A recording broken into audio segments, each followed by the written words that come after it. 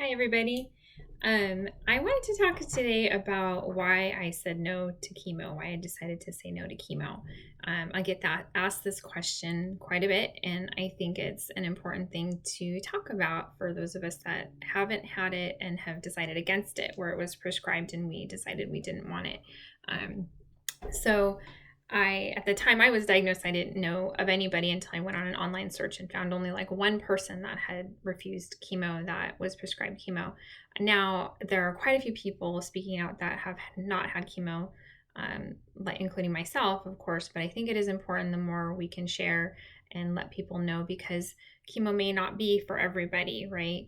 And in some cases, like my own, I personally feel like my survival would have been, less likely, or honestly, I truly do feel like I might have died from the chemo. So part of that comes from, just had a history of being a quote unquote lightweight, where I can't tolerate a lot of chemicals or drugs or things like that. Or if I've had a glass of wine, I feel it right away. So I just know my body, and knew that. And so the chemo scared me for that reason, a lot. I knew that chemo was poison. A lot of people talk about it like it's a medicine, and they want us to see it that way, understand.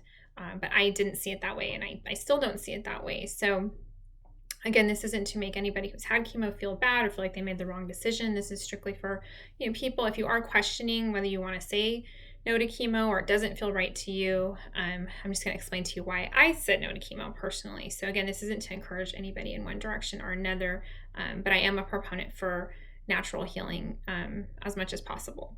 So in my case, I didn't have a lot of support. Like I said, I was able to find one person online, though, that said no. That encouraged me. And then I also found this one story of somebody who had said yes. That also discouraged me, just based on what I observed in these videos with these individuals.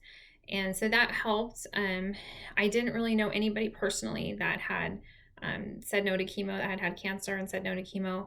So there was no encouragement there. My family was just wanting me to follow doctor's orders, which is understandable because they were concerned about me and wanted me to be okay.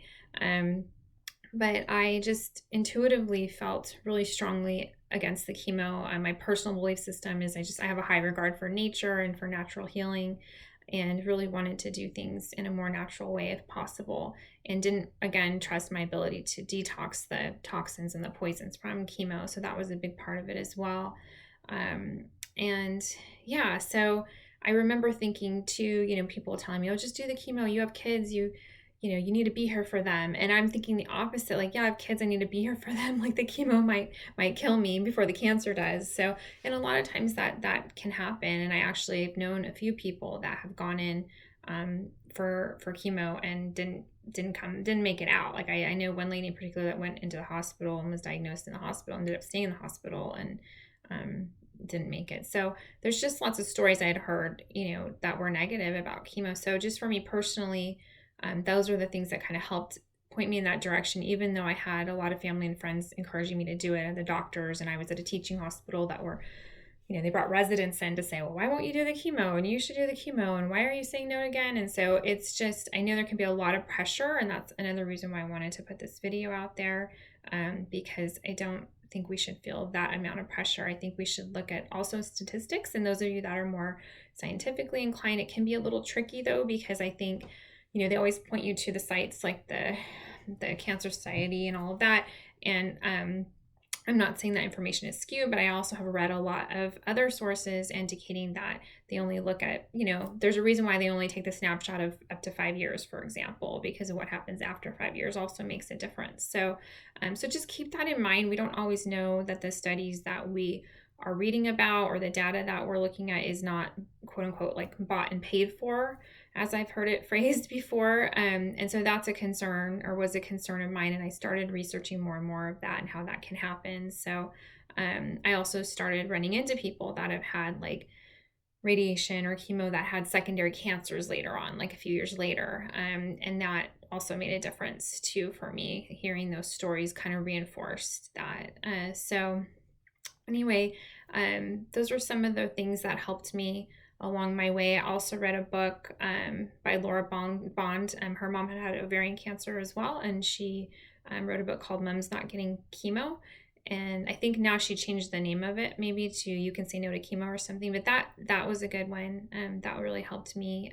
I had also found the Crispy Cancer website at one point, and that helped me as well, just to give me a little bit of encouragement. So there's lots of resources out there, including myself. But if you are on the fence about whether to say no to chemo or if chemo is for you, I really encourage you more than anything else to listen to your gut intuition and think about what you want your healing journey to look like and what's in alignment with your belief systems, because it just, for me, it wouldn't have been aligned with my belief system to do something like that. So I really needed to walk a more natural path in order to stay aligned with myself and be true to myself, and that was really important to me regardless of the outcome. So I hope that encourages some of you or just makes some of you think, but take some time and think about, if you're in that decision place, don't let anybody rush you. We're oftentimes just pushed and rushed into these treatments that are really harsh, and they're not without consequences. And even if we do survive, a lot of times we have horrible side effects. So I've heard firsthand about a lot of that. And again, I'm not trying to overtly discourage anybody from anything that they think is right for them or that their doctors prescribe for them. But it's important that we are still in charge of our own bodies, right? And that we make our own choices. And managing my own healing process has been a big part of me getting better and recovering and feeling good again. So I encourage you to take charge of your situation and make the choice that is best for you. And I feel strongly that I did that when I said no to chemo. So anyway, all my best to you all, and I will be back with another video pretty soon here. Okay? All right, take care.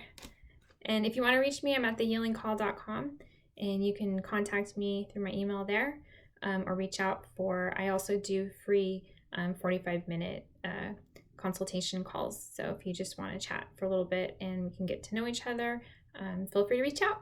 Okay, bye.